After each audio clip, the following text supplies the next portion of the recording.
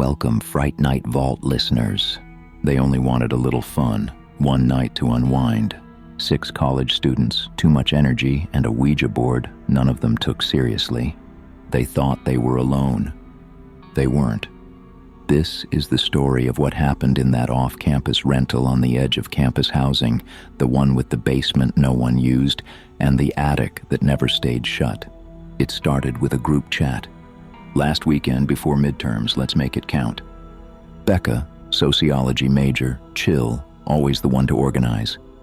Dylan, film student, wanted to make a horror short and was always trying to scare the others. Nina, pre-med, skeptical, quiet. Leo, engineering, funny, but always twitchy when the lights flickered.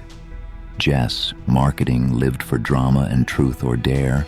Aaron, psych major, calm, observant, and more connected to the board than he ever admitted.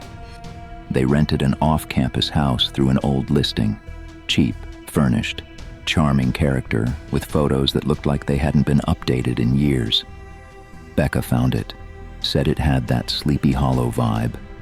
Everyone else agreed.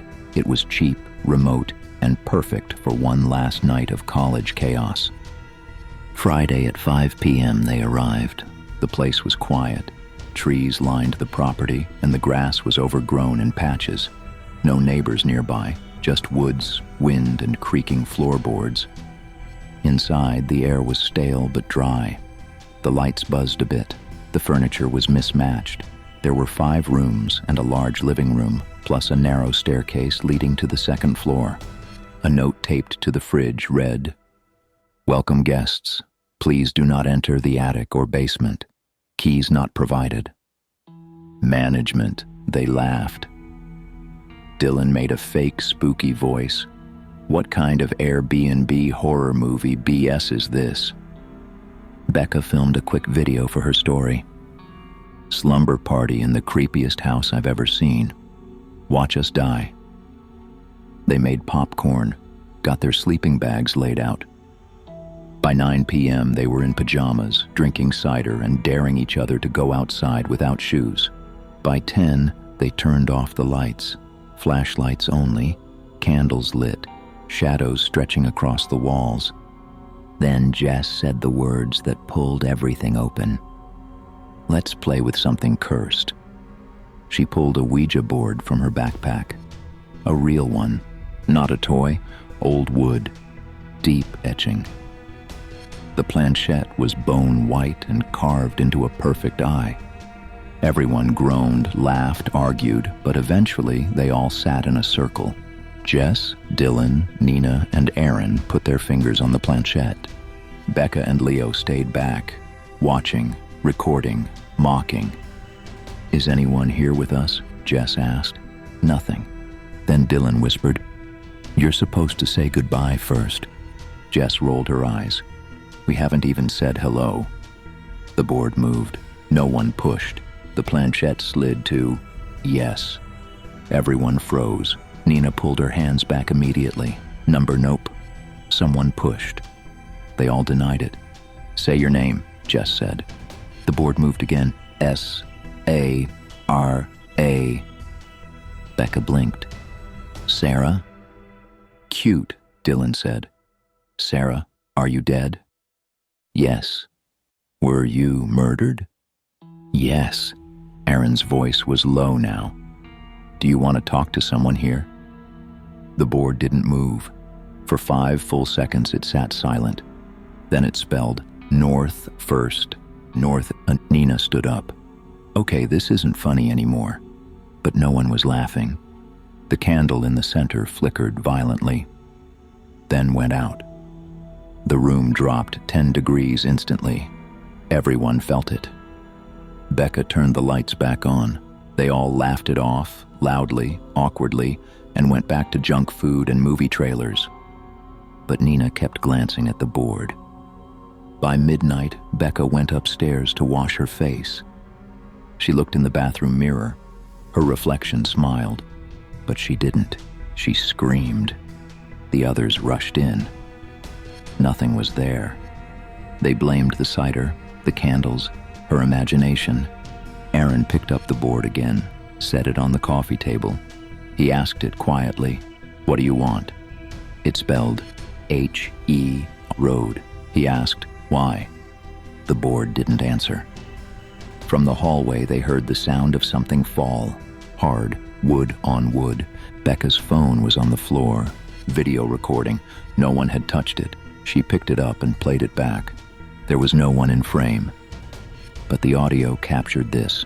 A long inhale and a whispered voice. "Help me out." 1:34 रात के समय.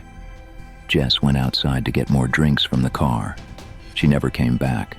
They found the car still locked, but the trunk was open. Inside were her shoes and her flashlight. Nothing else. No footprints. No trail. They called her phone. It answered. No voice. Just the sound of nails on wood. Scratching. Then a whisper. "She's with me now." 2:10 a.m. Leo tried to leave, took the key, ran to the front door. It wouldn't unlock. The key turned. The lock clicked. But the door wouldn't open. It was as if something was holding it shut, breathing against it. The windows wouldn't break. The glass just flexed under the flashlight beam. Not bulletproof, not plastic. Just wrong. They tried to call for help. No signal. Phones dead. Batteries drained. Even Becca's power bank was empty. Aaron said they needed to talk to the board again. No one wanted to, but they were out of ideas. They set it down, lit a single candle. Nina, Dylan, Becca, and Aaron placed their fingers. Aaron whispered, "What did we let in?" The board didn't move. Then it spelled Y-O-U. "No," Aaron whispered. "You're lying." The planchette flew off the board and cracked the mirror above the fireplace. Everyone screamed. Then came a knock. From inside the wall. Knock, knock, knock, and a voice. "Let me out." 3:03 a.m. Nina was missing. Becca found her in the upstairs hallway, standing in front of the attic door. The door was open. Nina turned around slowly, eyes wide. "There's a girl in there." "No one's up there," Becca said. "She's in a chair. She's waiting." "For what?" Nina didn't answer. She stepped into the attic. Becca reached to stop her, and the attic door slammed shut. Locked. Screams followed. They never got the door open again. 3:59 a.m., Aaron found Dylan in the basement, curled up in a ball, muttering to himself. Her name was Sarah. I asked too many questions. She said we're all hers now.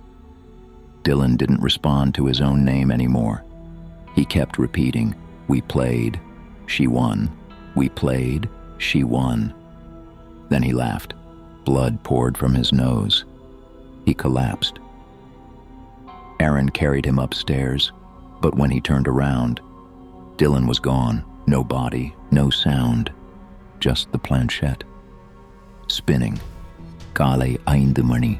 Only Aaron and Becca remained. They tried burning the board. The fire went out before it touched the wood. The board was ice cold, slick with something thick, something dark. It bled. Becca screamed. Aaron stared at it. "It's not Sarah," he whispered. "Sarah's not the one talking to us." He held the board up. It buzzed in his hands. Then he whispered, "It's copying us. It learns. It's not a spirit. It's something else." Then the lights went out, and Becca was alone. 6:13 a.m. Becca left the house. At least, she thought she did. She walked down the road. The sun was rising. She found a gas station, called 911. When the police arrived, there was no gas station. She was standing in a field, alone. No phone in her hand, no shoes, no memory of the last hour. The house was found empty. The Ouija board sat on the table, untouched. On the mirror above the fireplace, carved in something black and oily, We don't wait to be asked anymore. No one survived, but the house is still there. Sometimes, the attic window lights up at night, and the board waits for whoever's next. If you made it this far, like, comment, and share this story with someone who thinks the board is just a game. And if you're still listening, you're one of us. Subscribe so you don't miss what crawls out next. Got a story of your own? Leave it in the comments. The Vault listens, and your story might be the next one summoned. See you on the next one.